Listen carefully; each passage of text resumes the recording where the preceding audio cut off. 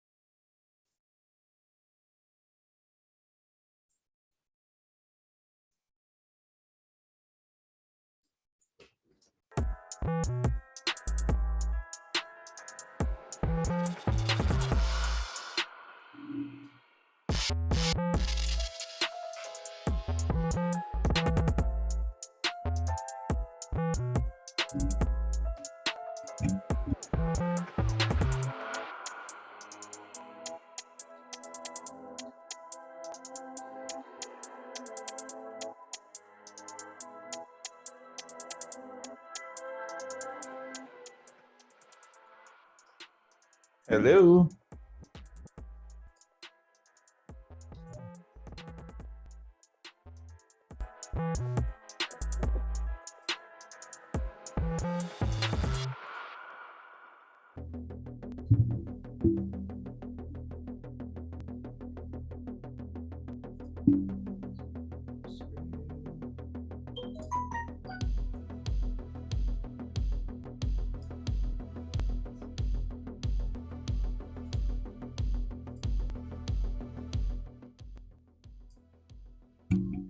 Hello, everyone.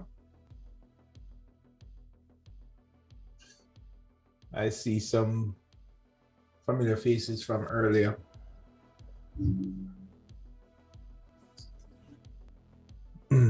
How is the pressure cooker going?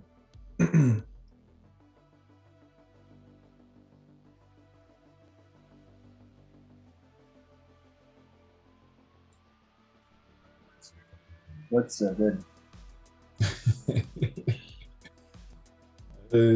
How is the pressure cooker good? It doing what it's supposed to do. Oh, pressure. Okay. All right.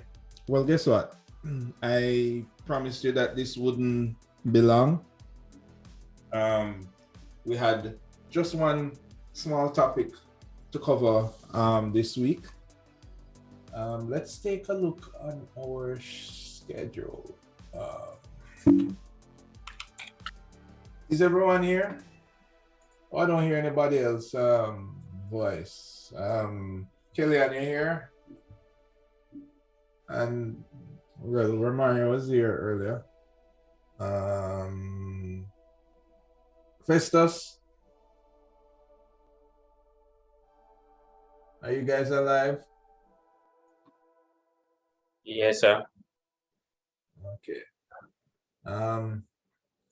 Our Are people physically in the studio? I think so. Yeah, a model to make. Oh. Site model, yeah. Okay, yeah, man, I know that. So nobody joining us from the studio? No, I'm on the studio. No, I'm on studio right now. Oh, okay. All right. Is any more persons coming?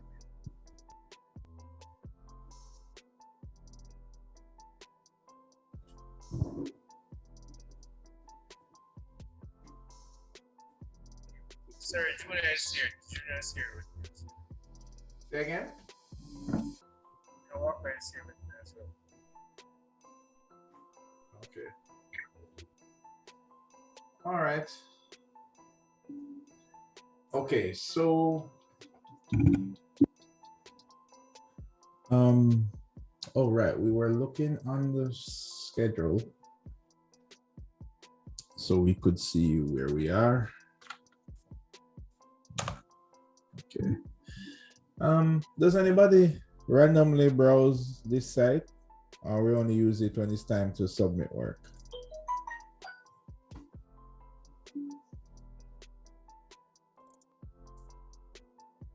Anybody?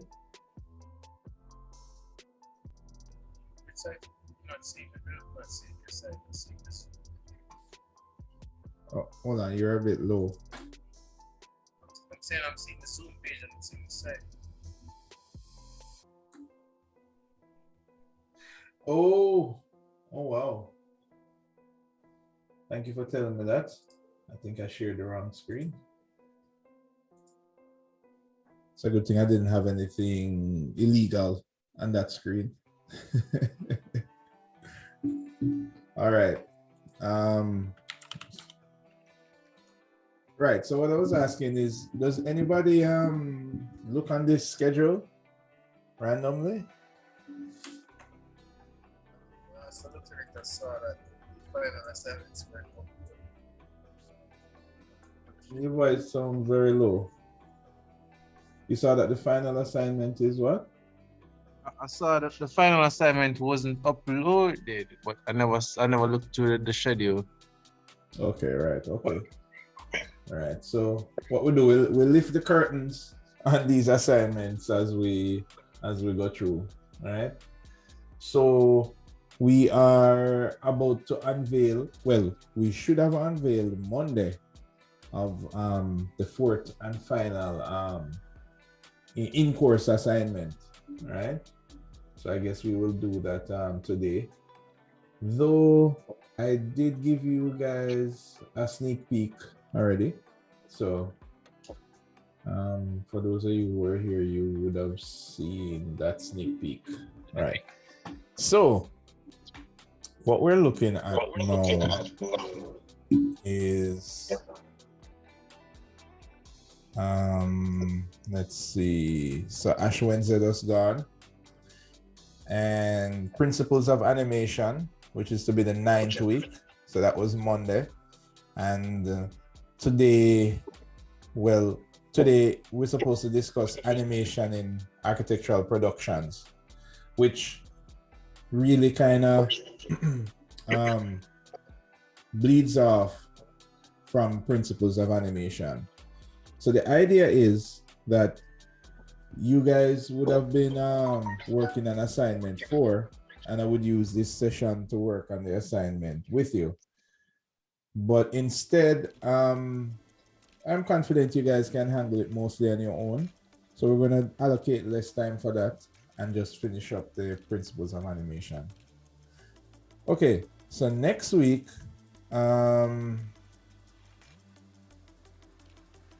we are going to look at the production pipeline, right? Now that's a super important lecture. Sure. And the reason for that is that coming off of that lecture, you're going to choose your groups for your final project. So let me say it clearly. Everyone has to be here when choosing groups. If you're not here, then your group is going to be chosen for you. All right. So,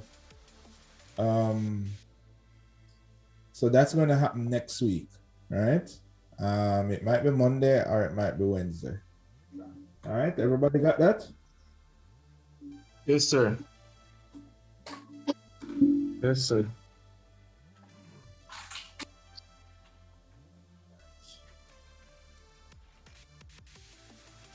Adjust this device here now.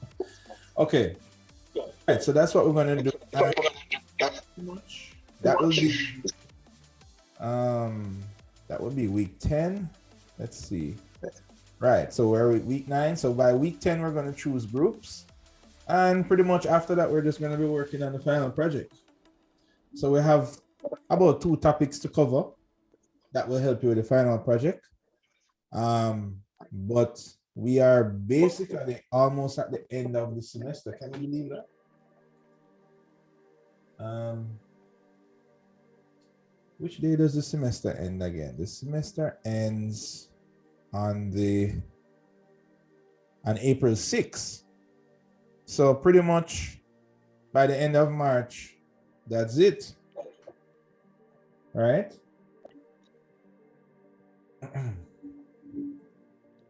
Okay, how much people do we have here? We have 9 people.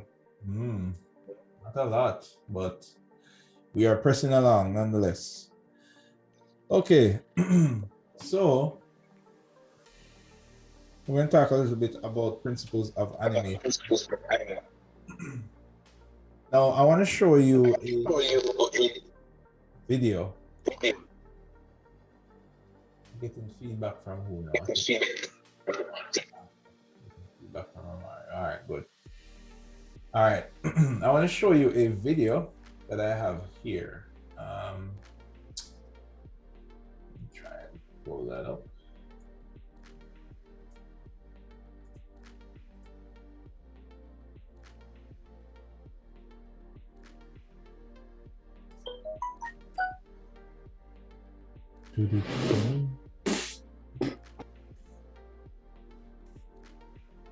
Right.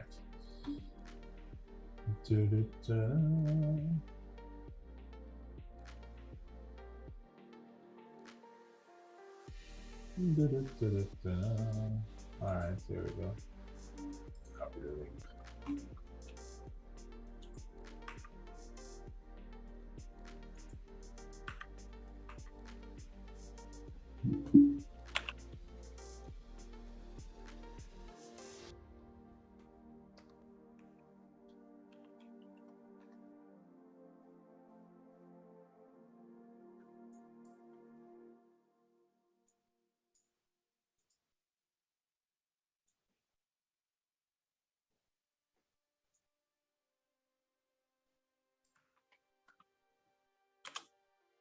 All right. So what we want to talk a little bit about is animation, but we want to look at the animation from a broad perspective and then kind of take it home as to how we can apply that to architecture. Now, there are pretty much 12 principles of animation that was developed, and it was developed by these 2 guys, Frank Thomas and Ole Johnson, right? Ole Johnson, right? And these 12 principles pretty much governs the animation industry from its inception and even today. And normally when we talk about animation, we talk about like, I don't know, like Disney cartoons, we talk about characters and all that stuff. But the principles that govern animation also governs animation for the purpose of architecture as well. And guess what? When those principles break, that's when you kind of break the immersiveness of what you're showing. Even if what you're animating is cartoon-like, like SketchUp, or photorealistic, you know, like Lumion, the principles still hold true no matter what. And these are the 12 principles that we want to kind of go through. Now, a great example of those principles were demonstrated. Anybody knows this little company here? Anybody?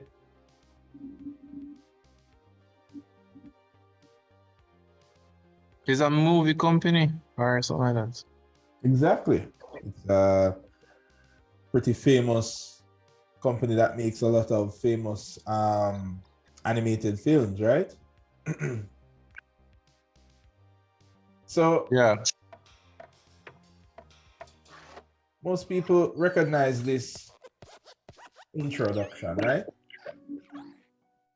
Yeah.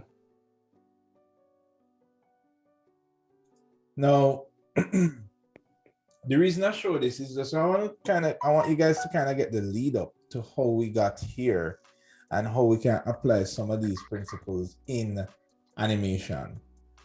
But let's start from where it first began, which is from 1986.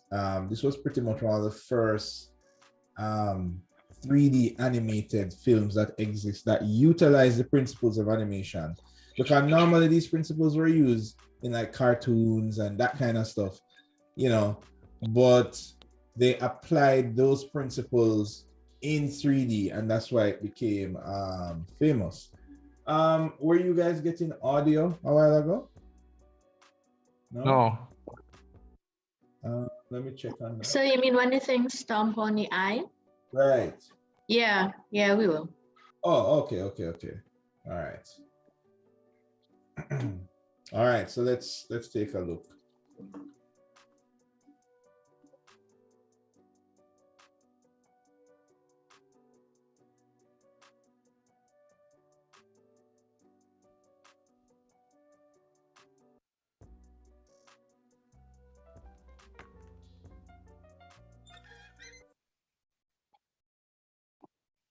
Oops. Okay.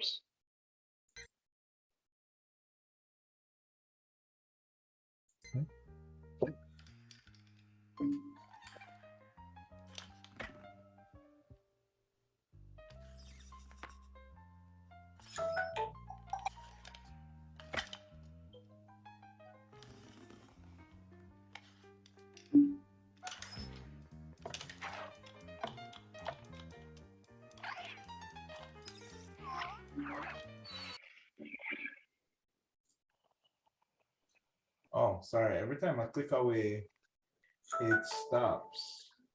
I'm looking for the volume so I can turn it up a little more.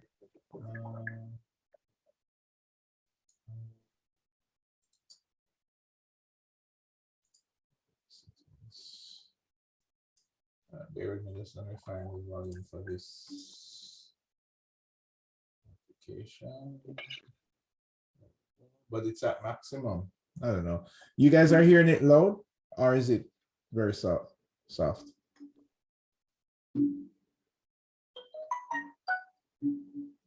Hello?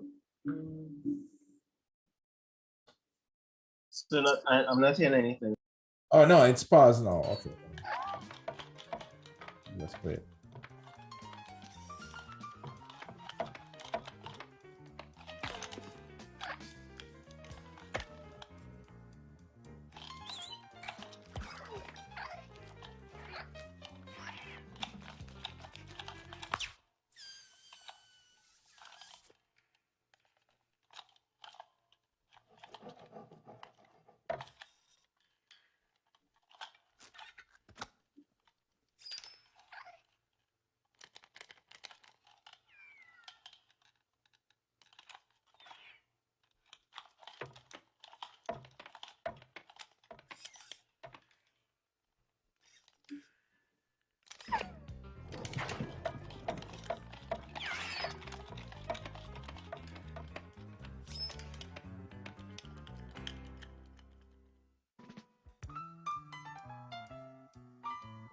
So that was like a short animation, but I mean, this was in 1986, right? I mean, at the time, this was like revolutionary stuff. And it's not necessarily revolutionary because it had like 3D graphics and that wasn't so popular at the time. But it was because it was 3D graphics that used the principles of animation, which hadn't been combined fully yet. Okay, so these are what the 12 principles of animation are: squash and stretch, anticipation, staging, and so forth. And what we're going to do is that I want you guys to tell me, after we learn what each principle is, how do we think that that could be applied in architecture? Or have you ever seen this principle being applied in any architectural related animation? All right. Okay. You guys are with me? Some Yes. of you? Okay, cool. All right. All right. So let's go with the first one.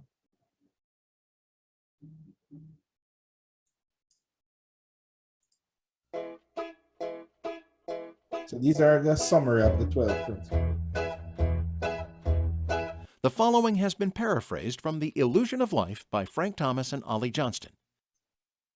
Squash and stretch. This action gives the illusion of weight and volume to a character as it moves. Anticipation. Prepares the audience for a major action the character is about to perform. Each major action is preceded with specific moves that anticipate for the audience what is about to happen. Staging. It's the presentation of an idea so that it is clear. Straight ahead and pose to pose. Pose to pose is charted with key drawings done at intervals throughout the scene.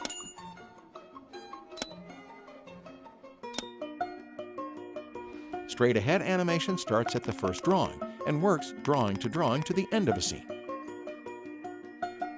Follow through and overlapping. When the main body of the character stops, all other parts continue to catch up to the main mass. Nothing stops all at once. Slow in and slow out. As the action starts, we have more drawings near the starting pose, one or two in the middle, and more drawings near the next pose. Fewer drawings make the action faster, and more drawings make the action slower. Arcs. All actions, with few exceptions, follow an arc or slightly circular path. Arcs give animation a more natural action and better flow. Secondary action. It's an additional action in the scene used as a supplement of the main one in order to reinforce it and add more dimension. Timing. More drawings between poses slow and smooth the action. Fewer drawings make the action faster and crisper. Timing maintains the appearance of an object abiding by the laws of physics. Exaggeration. Remain true to reality, just presenting it in a wild or more extreme form. Solid drawings. It means taking into account forms in three-dimensional space, giving them volume and weight. Appeal. It's a quality of charm, able to please the viewer's eyes. It's the charisma of the action.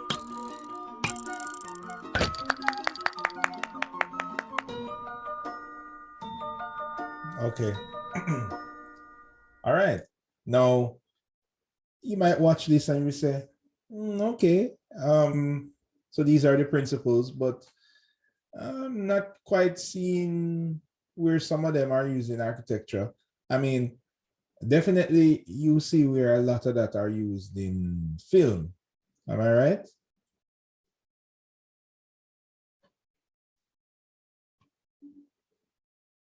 Yes, sir. All right. So now before we start to connect these dots together, I'm going to show you another short film. This one is more architecture related, of course. Where are you?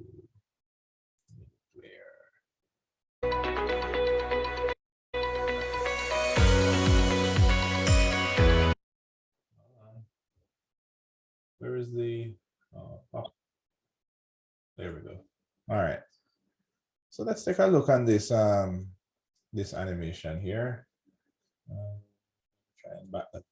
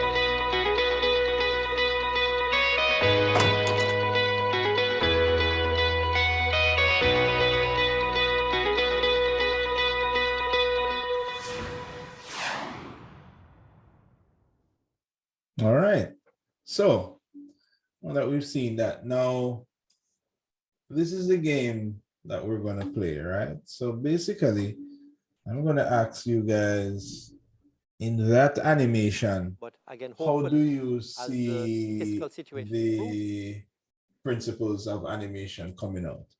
But before, we're gonna look at each one. So let's look in detail at each one. All right. So let's look at this first one, squash and stretch.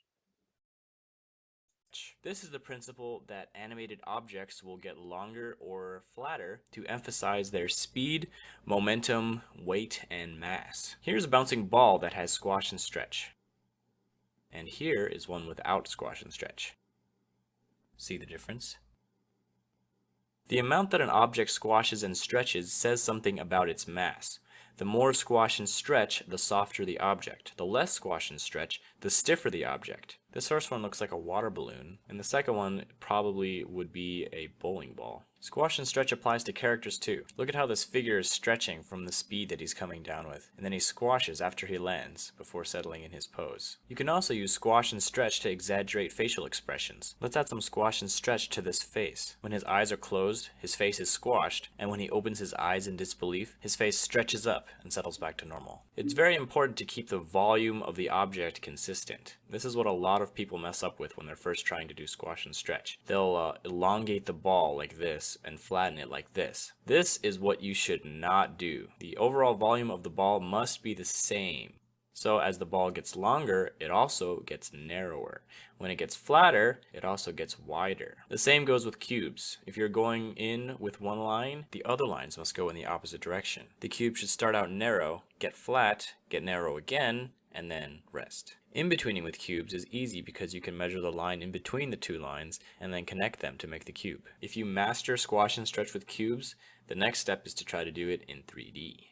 Another important note is that the ball does not have to be stretching the entire time that it's falling. When it's just starting to fall, it should have its normal shape for the most part.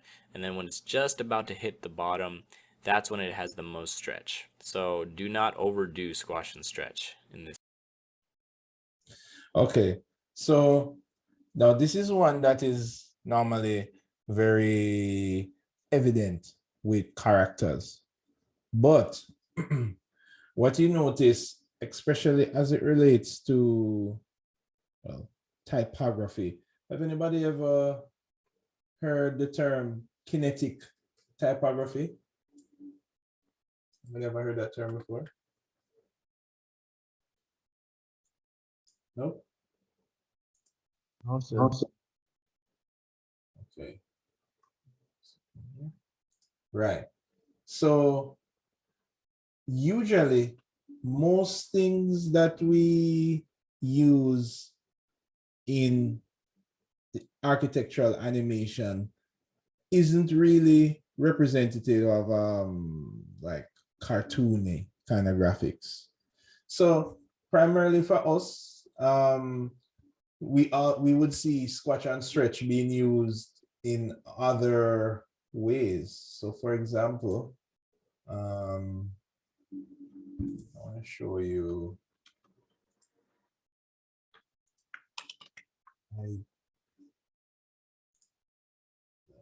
Come on.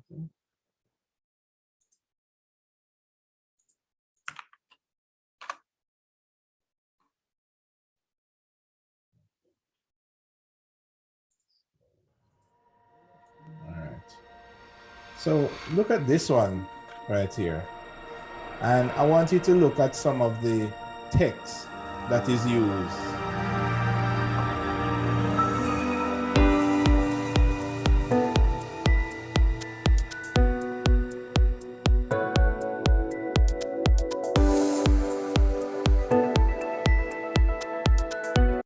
Now, things are happening, you know, a bit fast, but notice the way, and this is primarily is the intro, that has to do with the logo and then the text that's telling you about the development. Let's look back on that first video that we watched here. Right. Remember this one that we just saw? And then we can kind of see the intro. So let's play for a little while. There we go. Now notice that with these two videos, that most of the use of squash and stretch, it's not necessarily used in the architecture, meaning it's not the building isn't being squashed and there isn't cartoon characters there, but the principle is still being used as it relates to the font and the text. And this is another way that we use it. We use this a lot in this field.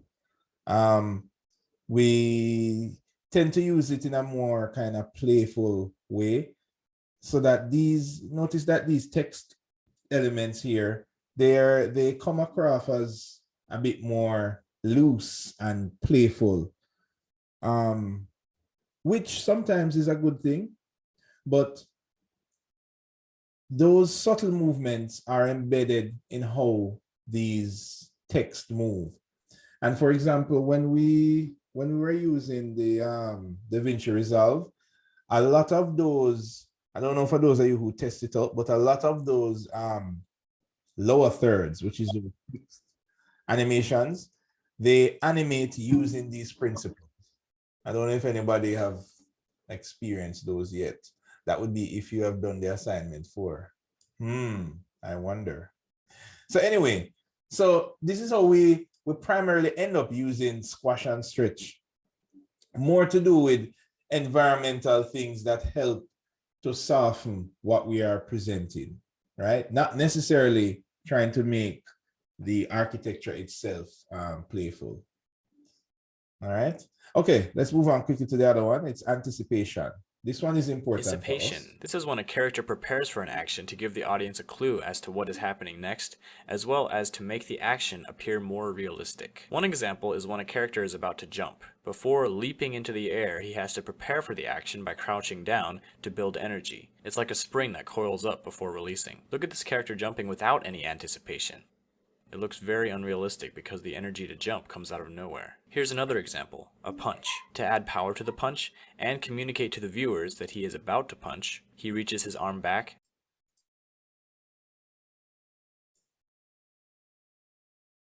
and then punches. By contrast, having no anticipation results in a very weak punch. You'll see this in a lot of cartoons. Before running, a character will wind up before taking off. In the previous video about squash and stretch, this face actually uses anticipation as well. Instead of immediately stretching up, the face squashes first to anticipate the stretch and give it more power. Anticipation helps communicate actions to the audience by preparing them for the next action. This can happen in many ways. If a character is about to take something out of their pocket, they make their hand very visible and up in the air before going into the pocket. Otherwise, the audience might miss it and wonder how they got that object in the first place. The most important thing is that the viewer notices the hand and the pocket, so the character cannot be performing any competing actions. Let's say that something's about to happen on the right. A character may prepare for that action by pointing their eyes and head to look in that direction, leading the viewers to also look there. It's important to make it as easy as possible for the audience to understand what's going on without having to watch it twice. But this can also be used to trick the audience too, if you lead their eyes in one direction and then surprise them by having something happen on the other side of the screen. Taking anticipation a step further, you can actually have multiple levels of anticipation. Let's go back to our punch animation, where the character winds up before punching. This animation has one level of anticipation. Now look at this one. The character is actually winding up for his wind up by going forward, then winding up, and then before punching, he throws his other arm back to further anticipate the punch. This punch is very complex. It's actually similar to what a baseball pitcher does when he's... Okay, so question. I gave you the answer to the first one.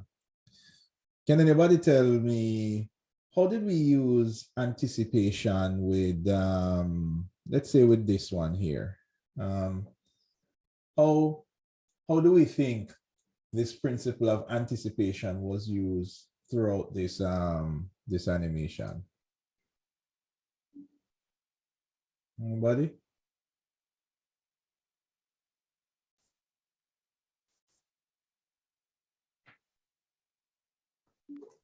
So right there in that shot. Okay. What let me pause.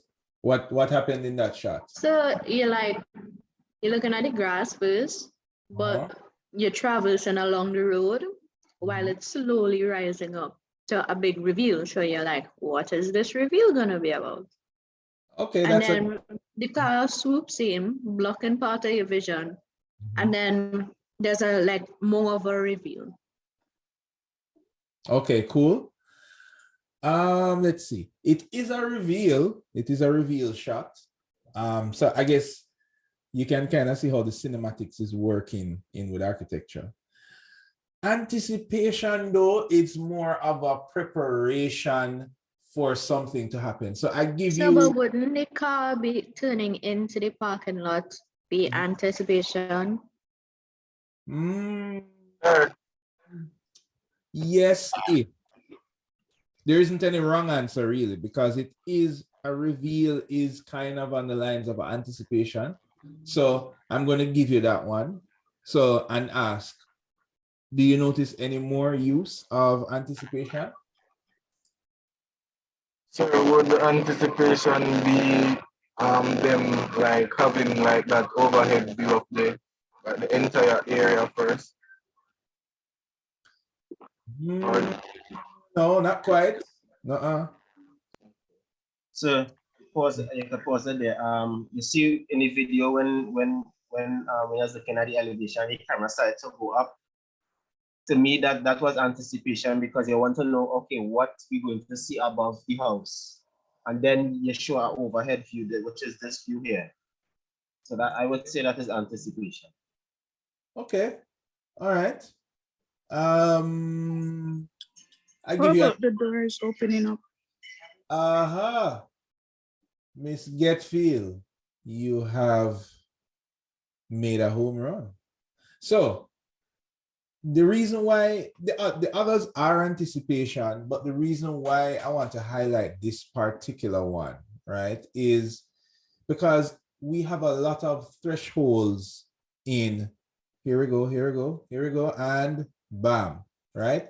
So we have a lot of thresholds in architecture. It could be a door, it could be windows, entrances to the site.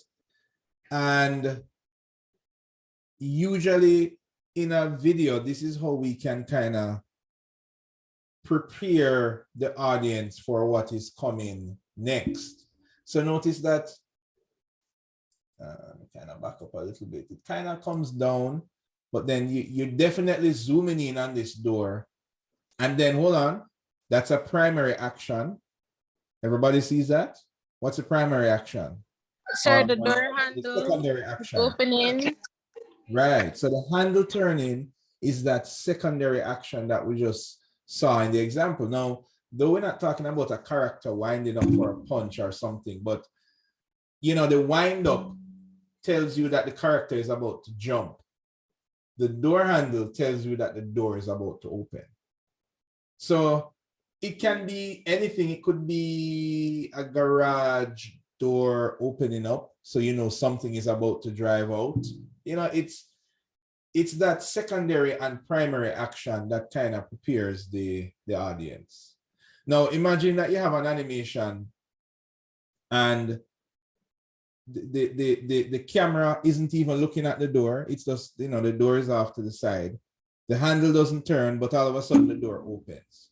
There's no anticipation set up to prepare the audience to receive whatever you're showing. So these are the different levels of anticipation, how you can apply it in architecture. All right. Yes, sir. Yeah. So would it be that if you wanted to not prepare people for the anime, for an action, like in a scary movie, you wouldn't do the primary actions? Good point. Good point. So like that example that we saw in anticipation where everybody's looking one place and then something happened over the other side, then yeah. It's just that unless I'm not sure in what circumstance you would want to use that in an architectural presentation. I don't know, maybe you want to trick the audience, hey, look here, but wait, look what's over here. I'm not sure. That would be interesting though. So, but yes, if it was like a scary movie, you can use anticipation to throw your audience off. It's just that, you know, we don't normally do that in architecture.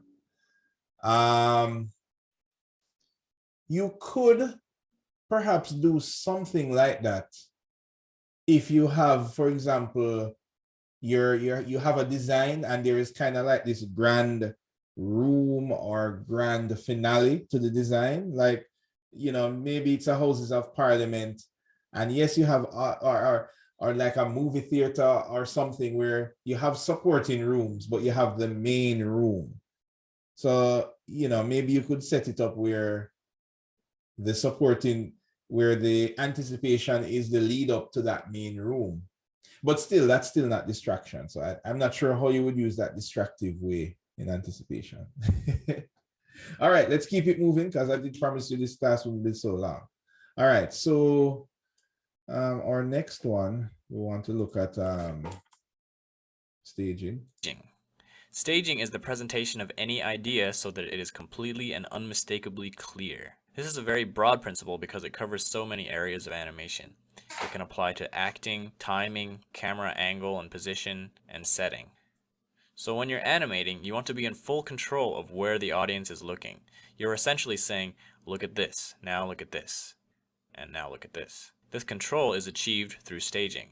All of the elements of the scene work together to move the viewer's eyes around the screen. Here's an example of bad staging. The characters are competing for stage presence, so the viewer doesn't know which one to look at. The camera has a lot to do with this. It's important to know when to be close up and when to be far away. Far away is good for big actions, while close up is good for expressions. Don't have the main action be off to the side. It should be either in the center of the screen or in one of the thirds of the screen. If they're facing to the side, there should be more empty space in the direction that they're facing, unless someone's sneaking up behind them, in which case they would no longer be the main character of the shot. The main action of the scene should be very clear and simple. It can't be upstaged by other things that are going on. This takes attention away from the main point. It should also have proper timing. Let one action finish before the other person starts their action, instead of overlapping them. Sometimes you need to insert pauses if there's something on screen that needs to be processed by the viewer before moving on. Sometimes if there's any text on the screen, you should keep it on screen for as long as it takes to read it out loud 3 times. But it's not just about controlling the viewer's eyes, it's also about conveying ideas. If a character is sad, for example, you want to make sure that the viewer knows that and feels that. If someone's house is supposed to be very poor and decrepit, go over the top to make sure that they get it, and don't have any objects that detract from that purpose. Let's take this scene and give it the staging treatment. This fat guy is eating pizza. The idea that we want to convey is that he is a severe overeater. So let's set the stage more. Let's give him more pizza and put piles of pizza boxes behind him and stains on his shirt. Let's move the camera down below him to make him look bigger. And let's change his acting so that his weight actually gets in the way of his eating, so he can't even reach for the soda without falling over. Now let's make sure to time it right so he notices the soda and then reaches for it. Now the idea is very clear. Right. Now, this one is supposed to be the easiest one because we do a lot of staging in architecture, right? And our most famous stage actor in architecture, who can tell me that? If our production starred different elements of architecture, who would be the most famous actor that we use to set staging in architecture? This one is easy. Let me give you sorry, the lobby. The lobby area. Well, let me give you some clues. What entourage is the most famous actor in architecture? And think about entourage. I mean, usually in architecture, you have different kind of. Would it be the building? The building? Hold on, who said? Trees. Exactly.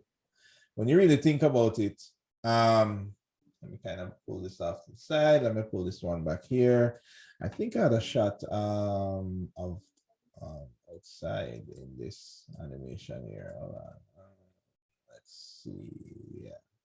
So there we go. Somewhere about here. So when you talk about staging, right?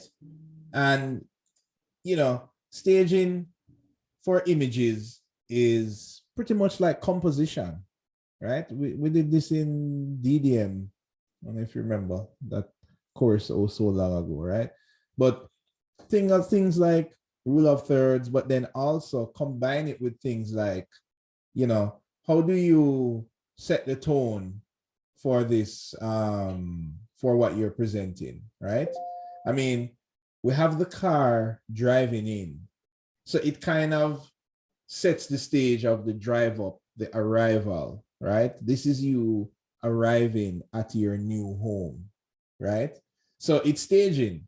It is not just positioning elements, but positioning the actors. In this case, the vehicle is an actor, and the vehicle is driving towards the home. So it's like it's setting you up for saying welcome home, and it's also talking about the home. So that is an example of staging. And a big part of that for us is the environment, right? The context, right? I mean, think about when you show your design and it has no context. I mean, not only is that technically bad, meaning we don't know how your design responds to the environment and stuff like that, but then it's also from a presentation point of view, very important. Sometimes it can be overdone. How much of us use trees to hide specific parts of our designs, right? That is staging. You have planned to only let certain parts be seen, versus other parts. So for example, let's see. Even with this example, look at the staging in this aerial shot, right? So we have the hedge on the edge of the property line. In reality, there may or may not be a hedge there, but the hedge helps to kind of define where the edge of the property is. Same thing when we put background trees. All of this stuff is setting your scene in a way so that your point is clear.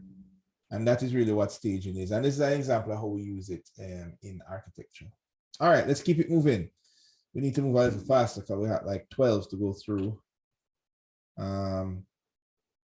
This is 3. No, wait. This is 3. No, 1, 2, 3. Ah, I see. So 3 staging. 4. This is an error here. Oops, let me correct that. But let's look at straight ahead and pose to pose. To pose. This term describes two methods used to animate drawings. Oh, I can't edit it and you watch it at the same time. Oh, that's not nice. There we go. So that is 3. Wait a minute. 1, 2, 3, 4. Okay, good.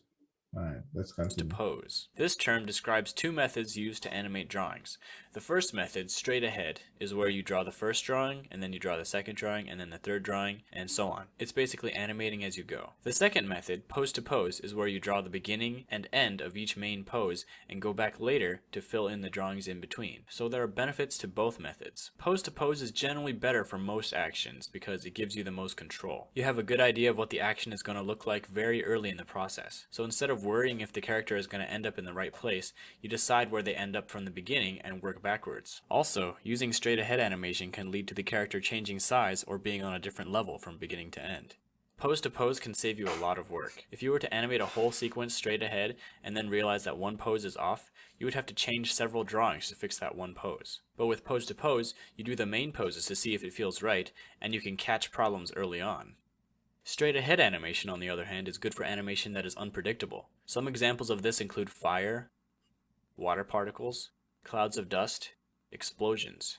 The reason why straight ahead works well is because there are laws of physics that work at a constant rate, and it's hard to predict how it will work pose to pose. So when animating fire, for example, you just go with the flow based on what you know about fire and let the fire kind of create itself. If we were to look at the beginning and end, we wouldn't even know how to in between it. However, you can still use pose to pose to make the general shapes and fill it in between to make it smoother. Another example of unpredictable animation is overlapping action, which will be covered in depth in the next video. Let's say that a character has floppy ears.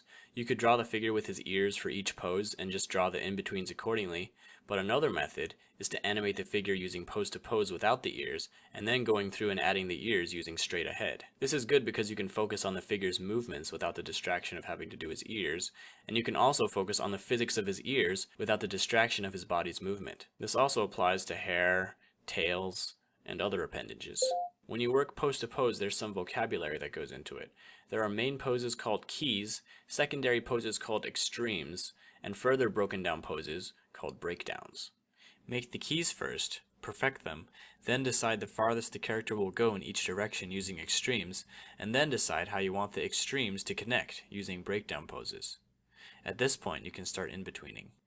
Working with this sort of hierarchy will give you the most control, as opposed to doing your pose to pose straight ahead, so to speak. This is like pose to pose within pose to pose, because you are perfecting the poses at each level before moving down to the next level. All right. Now this one might be a bit tricky. Who can tell me an example of how we use straight ahead and pose to pose in architecture? We might use straight ahead when we're animating some text to move up and down the screen. Right? Okay, okay. And for pose to pose, sometimes like when you create an animation in like twin motion, you actually take snapshots of where you want, right, like the interval, and then when you click video, it creates the in between, the actual movement for you. So I guess that's similar to pose to pose. True. The technique that's used in twin motion is similar, right? The first example with the text, I mean, text can be used, but I don't think your explanation covers how it could be used. But in the interest of time, right? Because we're moving ahead quickly, I want to show you some examples of how pose to pose could be used and straight ahead. So for example, you know, the thing about this, some of these, we actually do it already, you know, but you know, I guess this is just telling you the science that's behind it, right? So let's say this animation, for example, let's move ahead to, lost myself here. Right. Sir, Yeah. I'll have to leave now. I was supposed to be in the earlier class, but. All right. But we'll move on to this class. No problem. The recording will be there. All right. Hold on, recording. Let me make sure. And yes, I'm recording. Good. Right. So a good example of this is, I'm going to just bring up this point right here. This is interesting here, right at this point. Now, look at what happens here. It reveals the text. And when the camera looks around, then he's out of his car walking, right? So the idea of pose to pose is, I already know that I have already set the ending animation for this guy, right? And I've set the beginning animation. So I know where the animation will begin and where the animation will end. So the timing of that has already been set up. We normally use this to avoid things like unwarranted interaction. So let's say, for example, that I have another animation here that I can show you a better-ish example. Let's see, cut this one. Okay. Aha. Here we go. Let's look at this one. Now, we're not going to watch this one all the way through. Where is the... There we go. All right. So for example, this animation here has a part in there, and I'm going to skip ahead to that part. It's somewhere down in this section here. Oh no, it's not this one. It's not this one. This one is the draft. My bad. Where's the final? See if I can find that for you.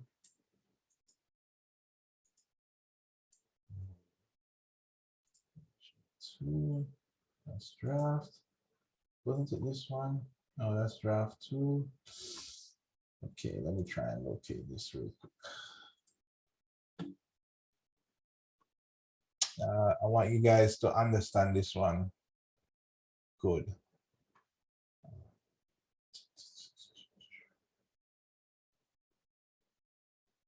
Okay, here we go.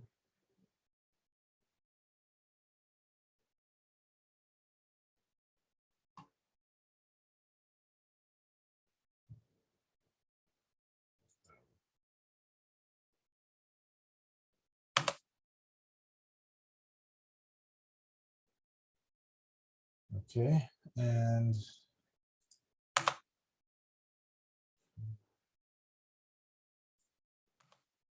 sorry, I have to dive a little deep for this thing here. Okay.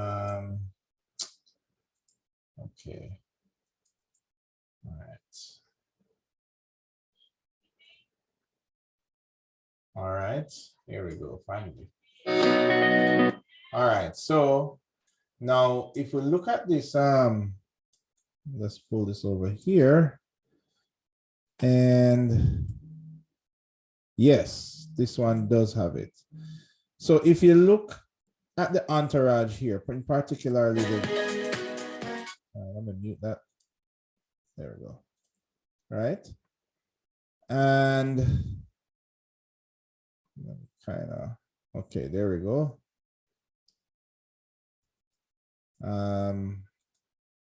There was a section here that kind of showed it. Try and kind of skip ahead. Okay, maybe I think I maybe had cut it out, but basically what I wanted to show you guys is there was a part, at least there was a version here that spoke to the underground part. Okay, there we go. Right. It spoke to the underground parking. Now, look at this little sequence here where this vehicle is here. And when you're watching this animation, it's telling you, oh, hey, look, there is underground parking. And then we have this car that just drove past, kind of showing you that, you know, you can have traffic that's going through the property and it doesn't affect whether you're parking or not. So, you know, that's what it's communicating. But in order to get this timing right, I have already know that this car will hit this point by the time this car is here. And just like how Lumion would work where, well, no, not Lumion, Twinmotion, Sukal mentioned that example that you kind of set up the poses and then it will fill in between. Pose to pose, you're kind of setting up poses, but not only for video, but also for entourage. And this has a lot to do, especially when you're dealing with people. How many Lumion or Twinmotion related animations you see where you have two people walking into each other or through each other in the animation? Anybody ever see those yet? Or maybe you have some cars animating as context and they're like driving through each other and or driving through people. Yeah. Exactly. So this is where post to post comes in a lot, because what you need to do is you would set up the end and the beginning poses of those entourage animations so that when you play it, they will never intersect because so I already know that the car at this position, when the car is at this position, this car is in here. So if I wanted to have somebody, maybe a pedestrian walking to show, okay, there is a pedestrian, there is allocation for pedestrian walk through in the underground parking. I can't do straight ahead for that. Straight ahead means that I just put all of them down and click play. So I don't know if the car will intersect with the other car or the pedestrian. So I would need to do pose to pose. I would need to set up what the end of that animation looks like, what the middle look like, and what the end look like, what the beginning looks like, and then I will just play it through. All right, so do you guys understand that whole concept? Yeah. So especially in animation for entourage, you want to now choose what must be straight ahead and what must be pose to pose. Now, an example of straight ahead, as I don't have an animation of that. As a matter of fact, I do have one that I normally share. It's a bit old, but it doesn't matter. If you look at this, for example, here,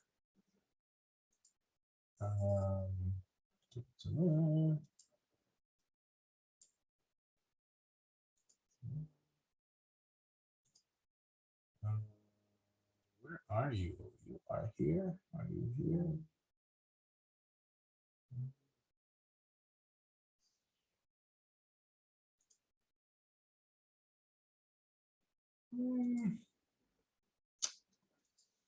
Wanted to find a better one of that. I don't think, right. I don't think I have it on. Okay, here we go. Here we go. This one would be a good example.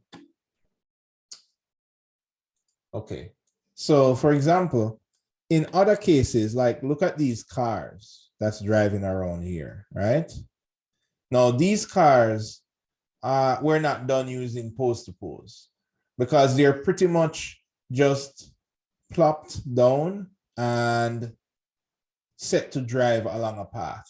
So normally when you're doing entourage that's far away or that you're not going to go in much details. So for example, like traffic, things like traffic, you don't need to go down and do pose to pose for that. Or maybe you have things like, maybe you're representing people on a path and the camera isn't going to focus in that area, then you don't have to worry about pose to pose. So that's normally when you just use straight ahead, where you would just put some cars on a path and let it drive, because we don't need to know the exact timing of where these cars will be at a particular time at this scale. Now, you still would have to make sure that they're not intersecting with each other. But usually in an animation, it's not like you're going to have like thousands of cars. So normally you could get away with just making those straight ahead. But when the camera gets down now to earth and it needs to speak about something very particular, like in this case, where the timing of the vehicle driving up and the person coming out of the vehicle is so critical, then you would use pose to pose to do things like this. All right, let's keep it going. Slow in and slow out. This principle refers to the way pretty much all movement starts slowly, builds speed, and finishes slowly. This is one of the most important principles to achieving lifelike motion. Without slow in and slow out, things feel mechanical. That's because robots are one of the only things that actually move their parts at a constant speed. To use this principle in 2D animation, you take your extreme poses, draw a single in-between, and then draw in between those, then only in between the drawings closest to the extremes until you're satisfied with the amount of slow in and slow out. With 3D animation and motion graphics, adding slow in and slow out is a matter of changing the motion curves from linear to spline by adjusting the Bezier handles. As time progresses, the object starts slow, gets fast, and ends slowly. Use it wisely. For example, you wouldn't add a slow out to a bouncing ball as it's colliding with the ground, but you would add it as it's bouncing back up. You wouldn't add it to a bullet coming out of a gun, but you would add it as the gun comes up due to whiplash. Using this principle can allow you to only have to draw one in-between if the motion is quick enough. Draw one in-between and then add another frame on either end with the drawing slightly skewed in the correct direction, and then it's done. Sometimes you don't even have to add the one in-between. This kind of motion can be achieved in 3D with very extreme curves. Many people starting out with animation get impatient and draw the next frame very far away from the beginning. It's very unrealistic for a character to go from completely still to super fast, so adding a few drawings to ease into it will fix the problem. A good way to fix a choppy animation is to analyze the space between the drawings. They should be evenly spaced, with drawings closer together at the beginning of the action and at the end of the action, and drawings farther apart in the middle. Right. So this one is easy. Come on, guys. Where in our example did we see this slow in and slow out?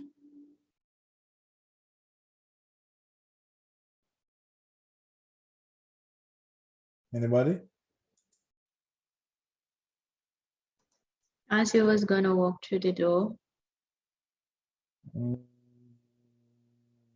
Okay. All right, cool. No, well, this part here where they stop and like kind of focus on the door, and then they go on to the rest of the video. Like they really put emphasis on the door.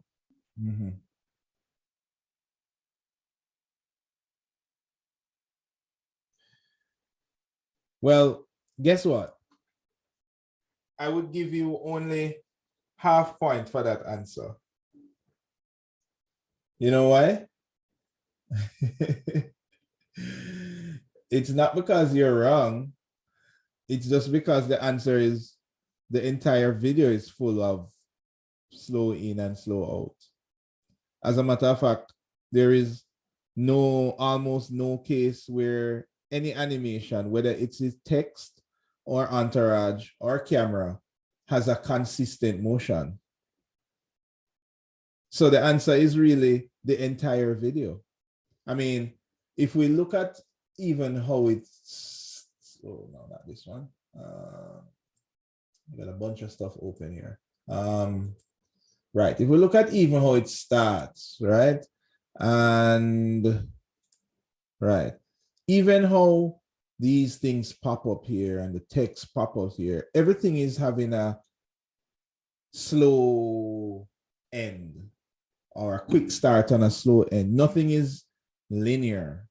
And the reason for that is that your eyes easily will know when something is linear. Even the text and how it appears here, including the animation that you pointed out a while ago, Sukal. I mean, even this part here, kind of look when it comes down. Anybody seen that? It just comes down. So the slow in and slow out is embedded in pretty much all of our animations. When you animate something in PowerPoint, when you animate something in Lumion or Twinmotion, usually the default, it gives you that slow in and slow out because like 90% of what you're going to do has that. Now, the only thing that would not have that is unless you're animating a robot. And that's, I mean, how often do we animate a robot in architecture? You know what I mean? So pretty much that slow in and slow out exists everywhere in everything that we do. And when it doesn't exist, things look a little bit, what's the word? Flat or hard, not soft and realistic. All right, let's keep it going. We're halfway. And slow out. This principle refers to the way pretty much all.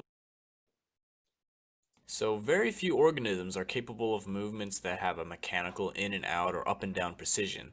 Most living creatures will move in a circular path, otherwise known as an arc. So let's say that we were given these key poses and were told to fill in the poses in between. Simply taking the midway point between the poses will not work because this looks way too mechanical. The ball needs to follow an arc. Of course, we also need to consider the slow in and out caused by gravity. When doing this in 3D and motion graphics, we can achieve this effect by keeping the movement in the x-axis constant, but giving the movement in the y-axis a slow in and slow out. This will give the ball its arc. Now let's look at this head turn. Right now it looks pretty dull and straight, but if we add an arc to it, it gives it a little bit more character. Forgetting about arcs can lead to some obvious mistakes. For example, we may in between this movement by calculating the midpoint like this and cause the shape of the object to shrink. If we were to draw a simple arc as reference, then this movement would be a lot easier and more realistic. Arcs can be added to almost any figure movement. This guy is landing on the ground. Let's have his body settle in an arc. This guy is reacting with shock. Let's have his body and arms follow an arc. This guy is taking a step. Have his body move down and up in an arc before he even takes his next step. This guy is kicking. Have his leg and body follow through in an arc. When movements are very fast, you can add arcs in the form of a smear. Take the beginning and end pose and draw an arc in between and fill it in the same color as the object, maybe slightly transparent or fragmented towards the end of the action. So that's it for. Okay, now, I wonder if you guys noticed, but even that camera view that we showed a while ago, most of these camera views here don't move in a straight line. Like, I don't know if you've ever seen that animation that just walks down a long corridor, right? And it just walks straight down that corridor. That would look very dull and very boring. Think about some of the cinematic camera movements that we've been looking at, right? Things like the parallax and the rise up and all of these things. And a lot of times, to give your shot character, you have to kind of angle your view slightly, or maybe it's a reveal that turns up slightly. So the idea is that nothing really, most things just don't move in a straight line. Even if you're animating a camera, even if you're animating a text, I mean, especially things that are natural. So for example, a virtual tour that is going through a building, you know, everything has slow in, slow out, things move on an arc. So you can kind of see how the camera in here, it's not going in a straight line hardly.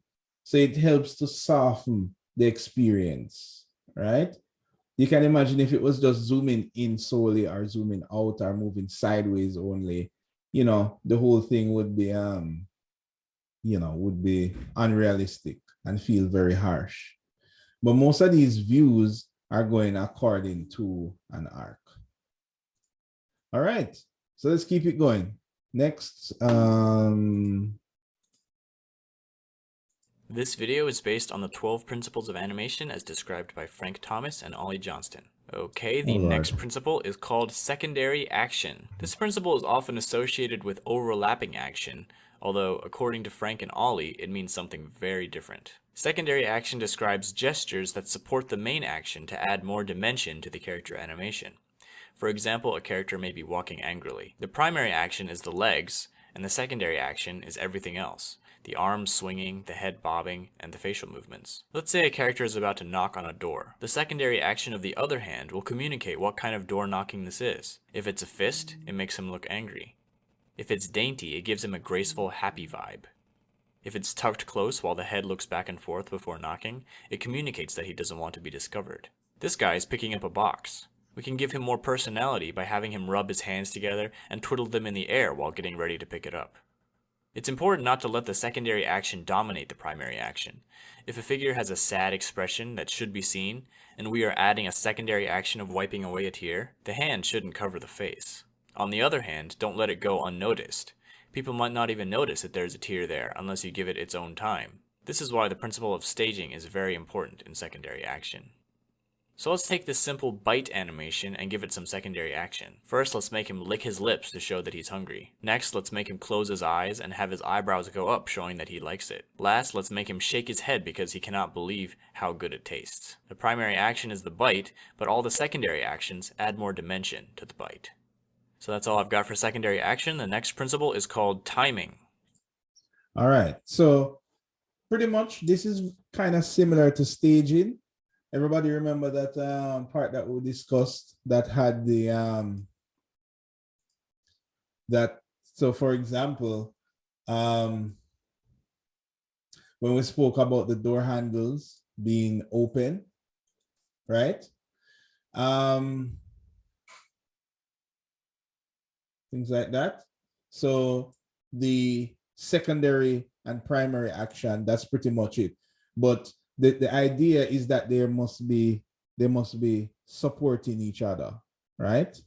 So it's not to say that you must have this. It's not to say that you must have door handles turning, or it could be something else. It could be your view. I mean, think about you might have a car approaching a garage, and the idea is that you want to communicate that that there is storage in this design for vehicles. You might have a car turn so that you will know that you will know what is about to happen, like the garage door is opening, right? A good example of that,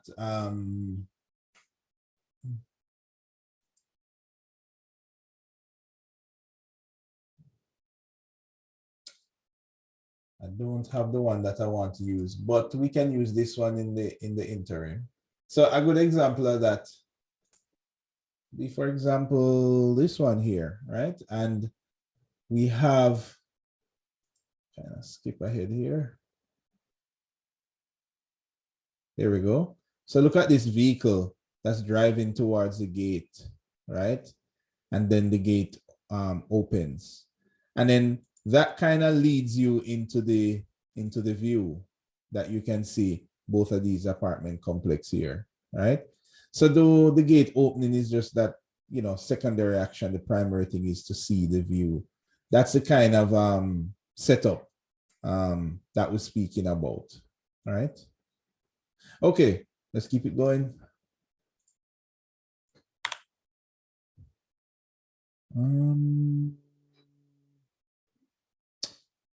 I had another version.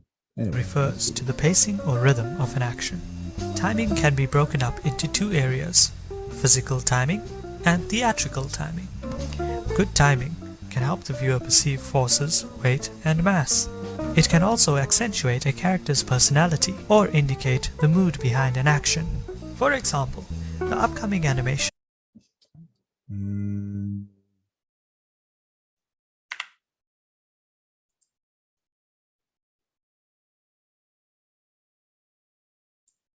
Okay, let's just use that one. I had another version where I changed this. Here's what the final scene looks like. Deliberately paced timing to create an effective sneaking motion. Here's what the final scene looks like.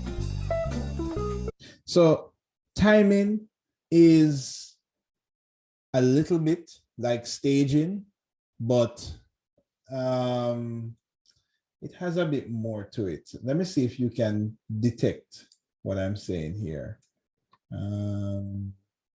Okay, a good one was this one that we had worked on. This one had some interesting timing. Let's look at it here. I got a lot of these open. Which one is this one? Yeah. All right. So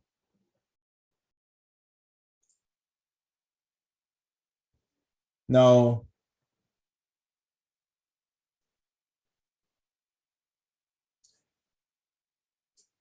if you look at what is happening here, each of these spaces, right?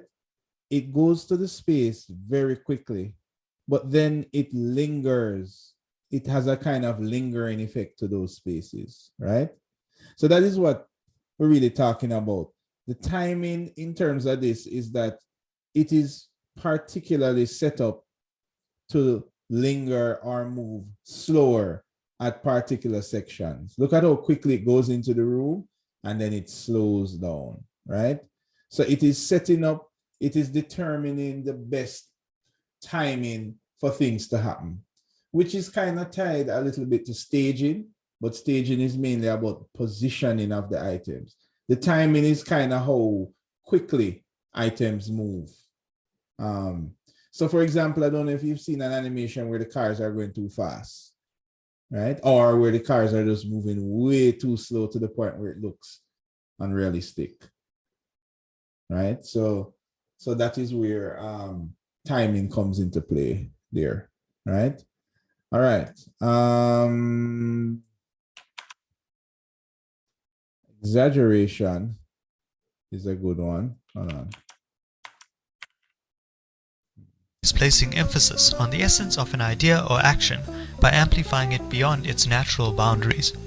It is often Oh, I forget I can't browse. I had another version of this here. I'm trying to find it. Principles of animation. Are you guys with me? Yes. Okay, cool. Yes. I see you are alive and well. All right.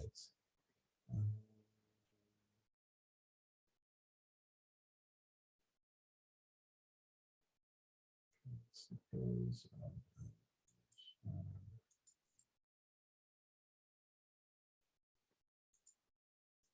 all right. Let me see. Yes, I found it. Okay, because I know those last videos are looking a little different. So let me open this with which one did I play it with again? This one? Yeah. No audio. Described by the legendary Okay. animators Frank Thomas and Lovely. Ollie Johnston. All So right. the two So let's very close continue. drawings. This principle states that the Okay, class so let's here make we him go. shape. How principle is called animation is greatly affected by the number of frames inserted between each main action. Basically, if you have many drawings that are very close together in between the two main poses, This is the action timing. will be very slow. If you have very few drawings set far apart from each other, the action will be very fast. Less drawings means fast, more drawings means slow. One simple action can have 10 different meanings depending on how many frames you give it. This man is leaning from one shoulder to the other. With no in-betweens, it looks like his head is being hit by a tremendous force, nearly snapping off his neck. With one in-between, his head has been hit by a rolling pin or some other object.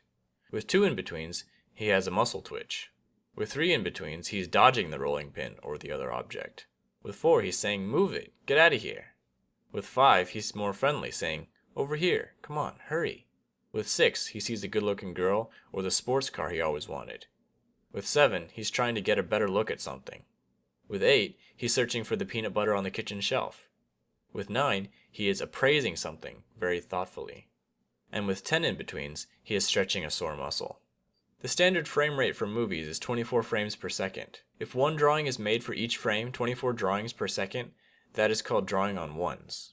If one drawing is made for every 2 frames, that's called drawing on twos, and every 3 drawings is threes, and so on. It's actually very common to draw on twos rather than ones for a few reasons. First, it cuts the amount of work in half. Second, it actually makes slow actions look smoother than if you were to draw every frame, because the precision needed to draw in between two very close drawings can lead to the animation looking jittery.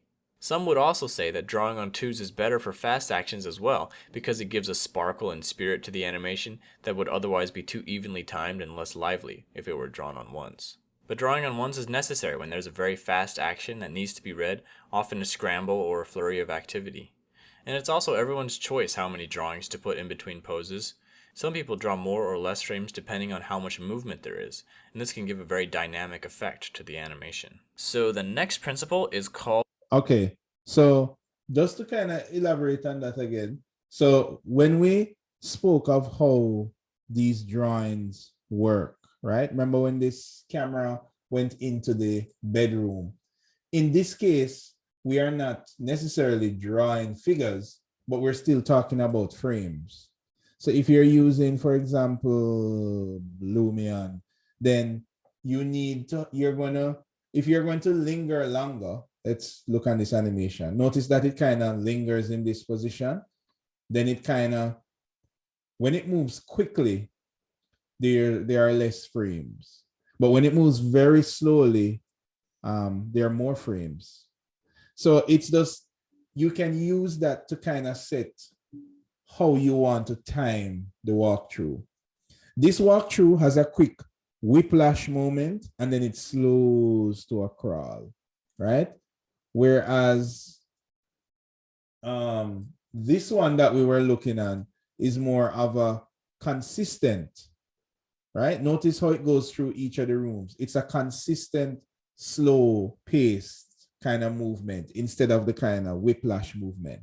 So none of them is really wrong or right. It's just how you deal with it has to do with timing. All right.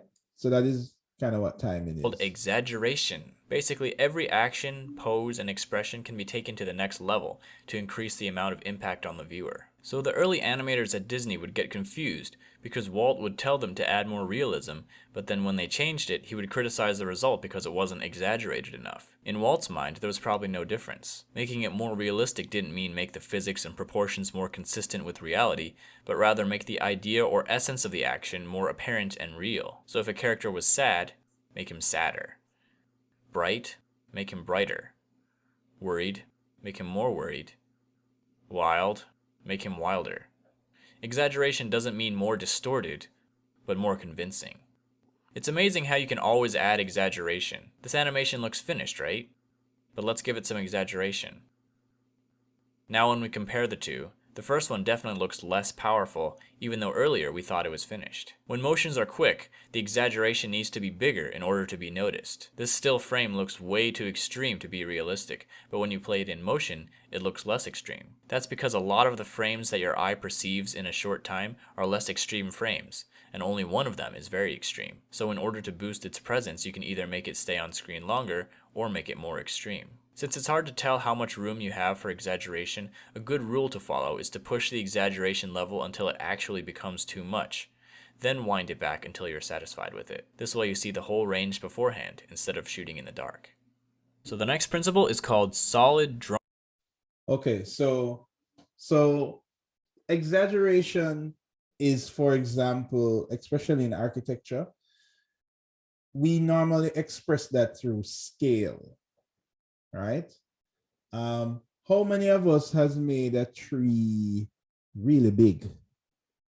Even bigger than it should be? Anybody? Me. Yes, sir. Exactly. So that is one of the major uses of exaggeration. Now, because in architecture, we're really representing reality in most cases. So we're not necessarily trying to exaggerate every day of the week, right? But we are, at times, we do need to exaggerate just a little bit. So for example, we might fluff up the trees to let it look a little bit bigger. Or we might, let's say if you wanted to emphasize that this, let me show you this example that I had here. Look at this. This one was, it was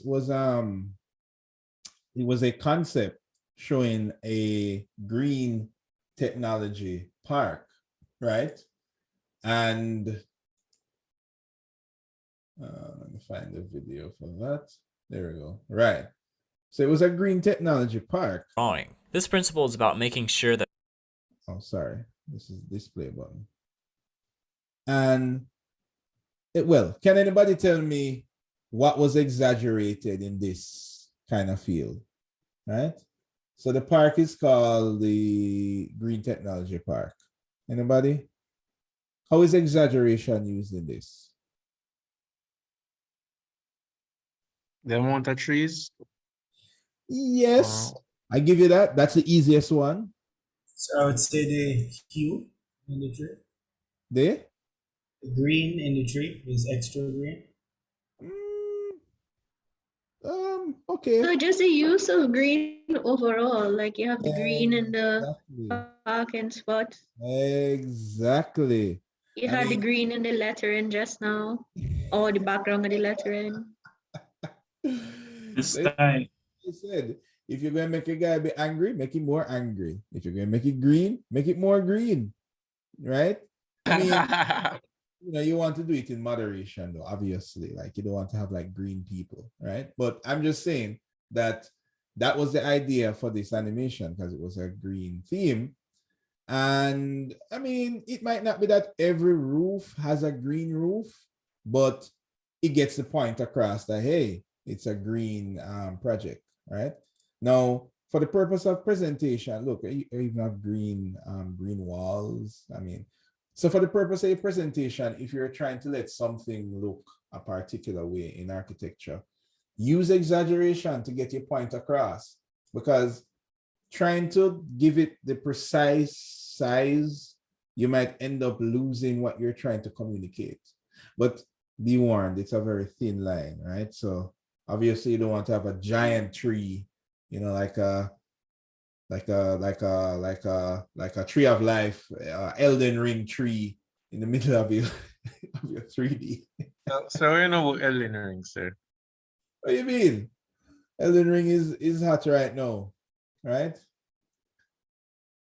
I wish I could invent time so I could play some more of it. But anyway, that's the idea of exaggeration, right? Use it very modestly, but don't ignore it, or else sometimes your concepts and thoughts would be lost when you're trying to make, just like Walt Disney trying to make the Mickey Mouse look real. And obviously when it looked real, that wasn't the effect, right? It just needs to be more exaggerated. So yes, you're striving for realism, but put a little exaggeration in there that goes towards your point. All right, let's look at the next one. That forms feel like they are in three-dimensional space with animation to be realistic. It stay on screen longer. Come on. So the next figure from all angles. Solid drawing. This principle is about making sure that forms feel like they are in three-dimensional space with volume, weight, and balance. One thing that makes animating a lot easier is being able to draw a figure from all angles. This requires knowledge of three-dimensional drawing. For example, when drawing a line on a sphere, it must follow the contour of the sphere's surface. A straight line instantly makes the circle look flat. When drawing cubes, avoid making parallel lines. Lines should be bent towards the vanishing point, otherwise it will look like a flat symbol or a logo. When doing a rough pass of the character, use basic solid shapes like spheres, cubes, and cylinders to construct the character, instead of circles, squares, and rectangles. This will help you be mindful of the space they're in. Another thing you can do is draw perspective lines on the ground to keep track of their distance from the camera, so that you can know when to draw them bigger or smaller. When moving on to the clean line version of your character, be very mindful of overlap, and try to include it whenever possible. Without overlap, everything appears to be on the same plane, but just adding a single line here and there can define where surfaces come out and where they recede. Another thing to note when doing lines is to avoid symmetry. Symmetrical lines look flat. Try to pair a straight line with a curved line, or offset two curved lines, so it looks more natural and dynamic. The principle of solid drawing applies to 3D animation as well, in regards to portraying weight and balance in the pose of a character. For example, avoid what's called twinning, which happens when the arms and legs and other paired features are doing the exact same thing. This is a known affliction that animators have to make a conscious effort to avoid. Instead, lean it over to one side, or put one hand on the hips, or give it a slouch, or do something to show that it has weight and has to keep its balance in a 3D environment. Alright, the last principle of animation is called a... Alright, so for this one, it's, for us, it would be almost a little bit on composition, right? It's a little hard to catch this on moving images, but let's show you this example here. Oh, come on, there we go. All right, so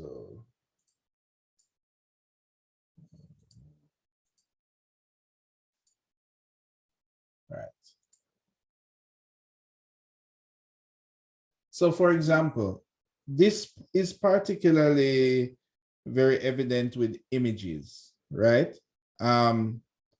Whenever you're doing images in architecture, you want to have things in the foreground, in the midground, and the background to give the imagery depth and weight, you know, so that it doesn't come across as flat.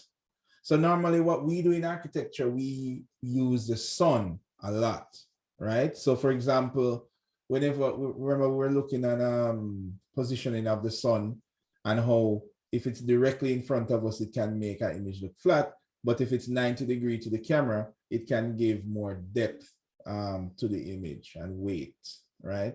So for us, it has to do a little bit with how we position items to give the 3D object mass, and especially when it has to do with still images, right?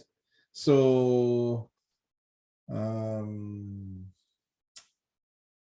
me move forward in time here. Okay, there was a scene in this. Skip through. Okay, there we go. All right, right here. Right. So for example, if I was doing a rendered image of this, notice that, I can kind of see the side of the car here, right? So this would be a better view than a view dead on the back. Because, if the view was like dead on the back, it would appear to be a bit flat, right? So this is another way that we can give volume to what we are showing in architecture, by doing these subtle things to let you feel that objects have a three-dimensional kind of depth to it. It's already in 3D, but if you don't choose the right view, they can come across as flat. In some cases for us, we want it to be flat. Maybe you're doing a specific style. Maybe you're doing an elevation, stuff like that. But in most cases, we want 3D objects to kind of read like it have depth and weight. So for us, it's primarily about how we position our point of view to give objects depth and weight. All right. Okay, so we're on the last one now. Appeal. Basically, characters that you animate should be somewhat pleasing to look at.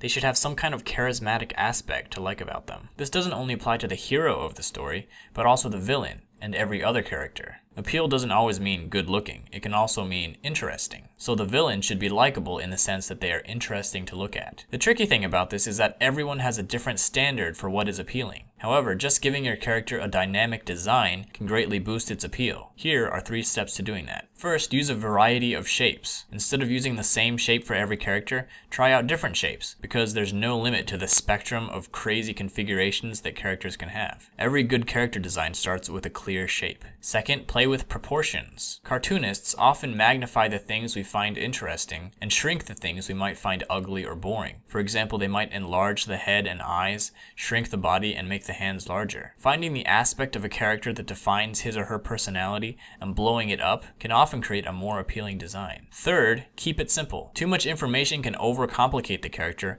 and also make it harder and more restraining to animate. This is a difference between drawing for illustration and drawing for animation. With animated characters, you have to pick and choose what details to keep because you're going to be drawing those details hundreds of times. So let's give some characters an appeal makeover. This king has a generic shape and not much personality. Let's make him more like an egg. Now his appeal comes from looking proud, powerful, and petite. This robot mercenary has too many details to see any personality. Let's pick a few details and emphasize them, remove the rest, and change his shape. Now he has a mysterious appeal to him. This fisherman looks pretty average. Let's adjust his proportions to emphasize his lankiness and make that his point of appeal. So that's all I've got for appeal, and that brings us to the end of our 12-part series. So I thank. All right. So this one, appeal, is interesting. What gives our architecture appeal? Anybody? Some of the things he said here can apply to even our designs. Sir, well, in our situation, maybe for rendering a video, adding defects, right, to the building and not making it look too perfect cannot appeal. Yes. No. So maybe like some weathering effects. Yes, sir. Maybe you're showing a design for a log cabin, so you give the log a kind of weathered looking, Cool. That would have been my answer, materiality. Right. how you play with the texture of the material. In this animation, we did, where is this now? I think it's about right here. Anybody remember where in this animation had a sense of appeal? Ah, I thought everybody would remember. I guess you didn't remember. Oh well. So there was a section here, right? Where is it? Is it after this? Yeah, it's like after.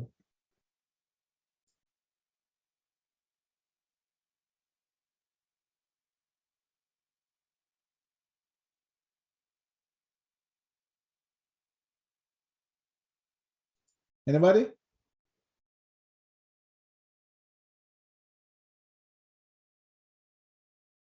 Guys? So you're referring to the intro of the movie? Yeah, there you go. So think about in architecture. I mean, we have LEDs, LED screens, we have advertisement boards.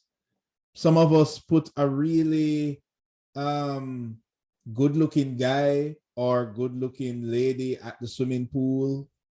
Don't we do those things? Right? So all of these things are adding appeal to what we're presenting. You're not just presenting the building, right? In full detail. No, we are saying, hey, this living room, watch a movie. This pool area is fun and exciting. This playground is exciting. We put kids there. You know, entourage plays a big part in that. But then we use other things like the materiality. Think about this. Where was this other example here? If I can locate it amongst all of these videos. Like one of my most favorite things with this animation, right? And it's so small, but it just, you know, maybe it's just me, but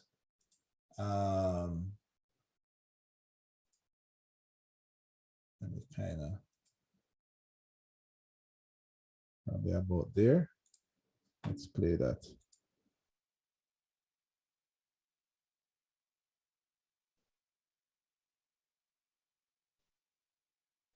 Anybody? The flames on the stove. Not only that, but there are a couple other Easter eggs hidden there as well. I mean, you know, look at the bun in the oven and the oven lights on. I mean, these aren't things that you should like base your entire like project on, obviously. But this last principle of animation is talking about the spirit of appeal, meaning something that makes your what you're showing interesting to look at.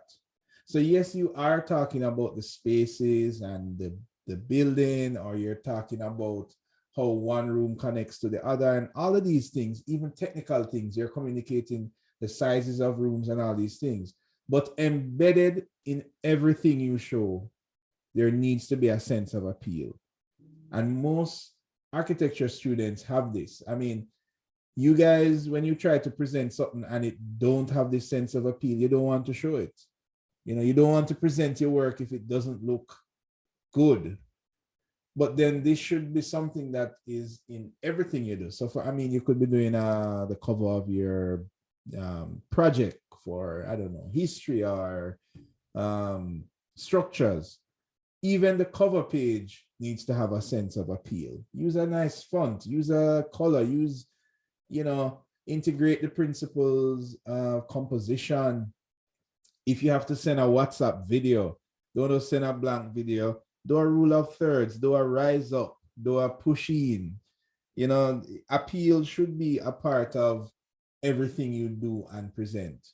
And when you're talking about now animation, you know, put a plate there, put a vase on the table. You don't need to cover your entire, you know, thing with flowers, but sprinkle in a little appeal here and there is like the special sauce, like the cherry on top of the cake.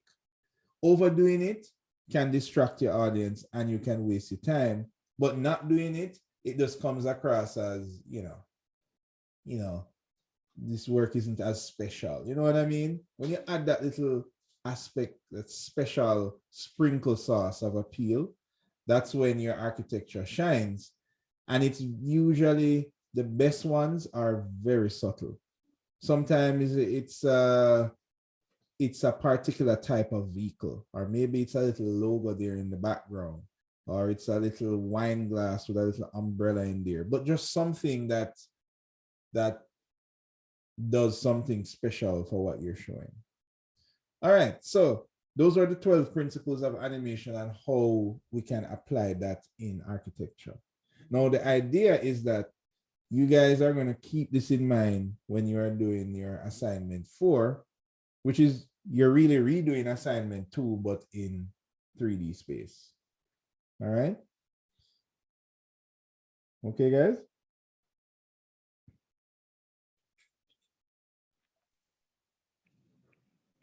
Yes, sir. Okay, good. So when you guys produce your animations, I shouldn't be seeing people walking into each other, cars intersecting, I should see like a sense of appeal, things about timing. You walk into a room, it's not so fast that I can't see what's happening, or staging, there are too much things happening at once, door opening, car driving, it should be sequenced. This happens and that happens and that happens. So all of these things I want you to keep in the back of your mind, and I want you to test that out when you do the assignment 4. So officially I'm giving you the assignment 4 now, which is, and I'm going to show you this again, and it will be available on the website. Let me just bring this up really quickly. There we go. Assignment 4, which is called the virtual camera, right? There we go. Okay. All right. So basically what you're going to do is, so we spoke about this already, so I won't go in more detail, but essentially you're going to choose the building that you use for your class exercise, and you're going to add a little entourage. I did put in the folder some environments. So if you look on the class website, there are 2 environments that I had placed for you to use. Let me just show you that really quickly. I have so many things open here that I don't remember. Okay, let's minimize some of these. Different used to create. Okay, there we go. All right. So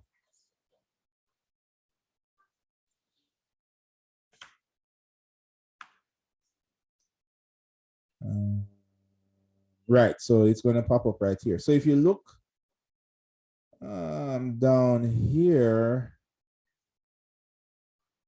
is it here though?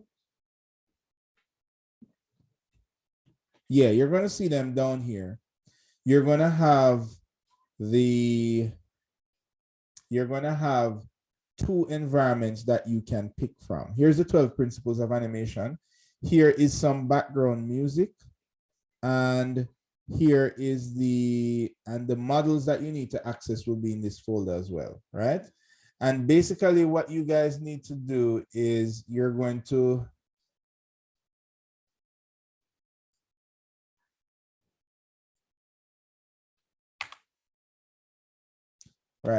you're going to pick an environment of which you want to place this building in, and then you're going to produce these cinematic camera angles. You can use any software of your choice.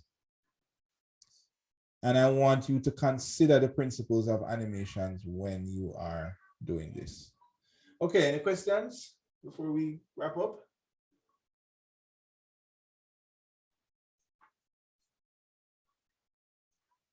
Any questions? No questions? No, sir. Everybody is clear? All right, good, good. All right, so that is it for principles of animation. I'm gonna try to see if we can dig out some time that I can maybe guide you a little bit closer. Maybe we can do some work on this together. But we had started to do that in the last class. I'm gonna post that video so that you can see it. When I imported one of the model in Twinmotion and started to add some details to it, right? So good luck, guys, and I will see you again on Monday, hopefully all of you. Good luck with your presentation on Friday. Make sure you finish for Friday and you don't make it push to Tuesday again. All right, guys, do your best. Oh, yeah. Yes, sir. Where's the submission button for assignment 3? Oh, there is no submission button. There is no. Oh, you're right. It's not activated. It hasn't been activated. It's true. Okay, I shall activate it in the next couple minutes. So, but today it will be activated. I'll do that same time that I unveil the curtain on the 4th and assignment 4. Okay. Yes, sir. Also, where you put the recording for class? For every class or for last week class? For every class.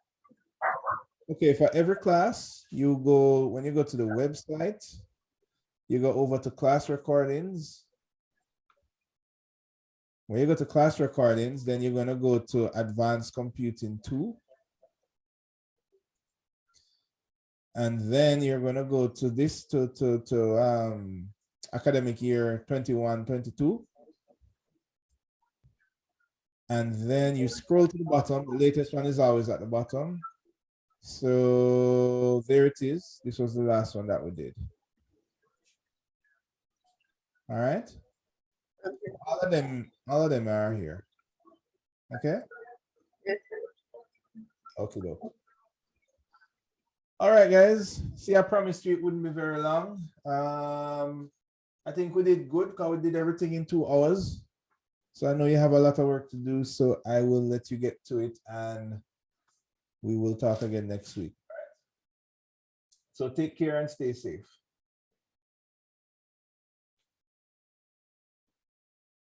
All right, guys. Okay, sir.